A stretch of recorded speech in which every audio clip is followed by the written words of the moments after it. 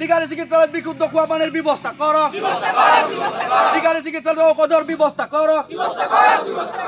টিকাৰি চিকিৎসালয়ত স্থায়ী জিএনএম নাৰ্ছৰ নিযুক্তি কৰক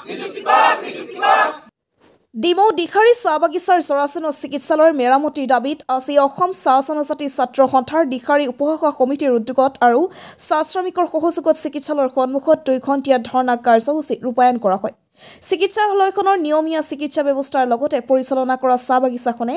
বাগিচা শ্ৰম আইন 1991 আৰু বাগিচা অসম বিধি 1956 সম্পূৰ্ণৰূপত উলংঘা কৰি বাগিচা পৰিচালনা কৰা পৰিলক্ষিত হৈছে ফলত চাহ বাগিচাৰ শ্ৰমিকসকল তথা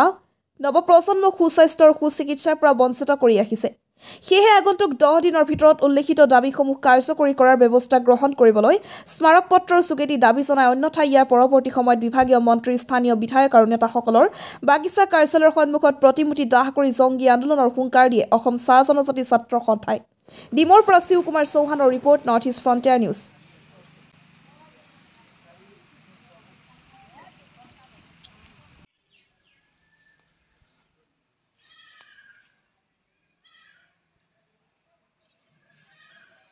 একমাত্ৰ চিকিৎসালয় এইখন চিকিৎসালয় হৈছে আপোনাৰ চাৰিগৰাকী মালিক পক্ষৰ অধীনত চলি থকা এখন একমাত্ৰ চিকিৎসালয় যি চিকিৎসালয়ত মালিক পক্ষই চাৰিগৰাকী মালিক পক্ষই গা হেৰেগা দি থকা আজি পৰিলক্ষিত হৈছে আজি কেইবা বছৰ পৰিলক্ষিত হৈছে তাৰ ফলতো তেওঁলোকে শ্ৰমিকৰ লগত যি অন্যায় কৰি আছে এই অন্যায় আমি ক্ষুভিত হৈ আজি অসম জাতীয় ছাত্ৰ সন্থাৰ আৰু চাহ শ্ৰমিকৰ সহযোগিতাত আজি আমি এই প্ৰতিবাদী কাৰ্যসূচী হাতত লৈছোঁ যিহেতু যি জৰাজীৰ্ণ অৱস্থাত থকা এই হস্পিটেলখনত আজি এগৰাকী ৰোগীও চিকিৎসাধীন হ'ব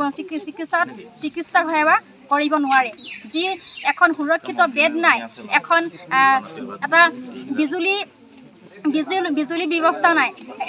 বিশুদ্ধ খোৱা পানীৰ ব্যৱস্থা নাই এনে ক্ষেত্ৰত এই চিকিৎসালয় বৰ্তমান সময়ত পৰিচালিত হৈ আছে এগৰাকী ৰিটায়াৰমেণ্ট জিএনএম নাৰ্ছ যিগৰাকী জিএনএম নাৰ্ছৰ সহযোগত বাগিচা কৰ্তৃপক্ষই এই চিকিৎসা সেৱা আগবঢ়াই আছে এনে ক্ষেত্ৰত আমাৰ চাহ শ্ৰমিকৰ ওপৰত এক ভয়ংকৰ আৰু এক দুখৰ বিষয় যে তেওঁলোকৰ মৃত্যুৰ ভাবুকি আহি পৰিলক্ষিত হৈছে মৃত্যুৰ ভাবুকিৰ লগত তেওঁলোকৰ খেলা কৰি থকা হৈছে আৰু এনে ক্ষেত্ৰত বাগিচা কৰ্তৃপক্ষই কিন্তু মৌনব্ৰত পালন কৰিছে এক বৃহত্তৰ জ্বলন্ত সমস্যা যে ধিকাৰী চাহ বাগিচা চিকিৎসালয়ৰ ক্ষেত্ৰত যি বাগিচাৰ কৰ্তৃপক্ষৰ যি গাফিলতি এই গাফিলতিৰ প্ৰতিবাদত আজি ছাত্ৰ সন্থাৰ ধিকাৰী উপশাখাই আজি ধৰ্ণা কাৰ্যসূচী লৈছে আমি দুৰ্ভাগ্যৰ বিষয় আজি এই ধৰ্ণা কাৰ্যসূচীত তেওঁ বাগিচাৰ কৰ্তৃপক্ষসকলে উপস্থিত থাকিব লাগিছিলে কিন্তু তেওঁলোকৰ হেমাহি আৰু কাৰ বলত কাৰ ছত্ৰছায়াত তেওঁলোকে ইমান ফুটনি দেখাইছে যে তেওঁলোকে শ্ৰমিকে প্ৰতিবাদ কৰিছে কিন্তু আজি আহি এতিয়ালৈকে বৰ্তমান উপস্থিত হোৱা নাই আমি হকিয়াই দিব বিচাৰিছোঁ এই প্ৰতিবাদৰ যোগেদি যদি অনাগত দিনত যদি এই চাহ শ্ৰমিকৰ চিকিৎসালয়ৰ ক্ষেত্ৰত বা বিভিন্ন সমস্যাবিলাক যদি সমাধান কৰাৰ ক্ষেত্ৰত তেওঁলোকে যাৱতীয় ব্যৱস্থা গ্ৰহণ নকৰে তেওঁলোকে বাগিচাৰ মালিকসকলক আমি ইয়াৰ পৰা আমি খেদি পঠাবলৈ সাজু হৈ আছোঁ আমি আৰু এই ক্ষেত্ৰত চৰকাৰকো অনুৰোধ জনাব বিচাৰিছোঁ চৰকাৰে বিভিন্ন সময়ত বাগিচাৰ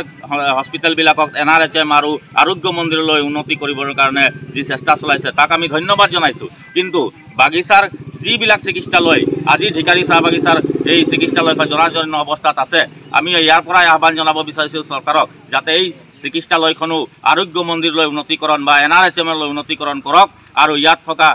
চিকিৎসালয়খনত বিভাগীয় যিবিলাক বিষয়া আছে সেইবিলাক নিয়োগ কৰি অতি শীঘ্ৰে শ্ৰমিকৰ এক স্বাস্থ্যজনিত সমস্যাৰ পৰা সমাধান ক্ষেত্ৰত যাৱতীয় ব্যৱস্থা কৰিব বুলি আজি এই প্ৰতিবাদৰ যোগেদি আমি চৰকাৰক আহ্বান জনালোঁ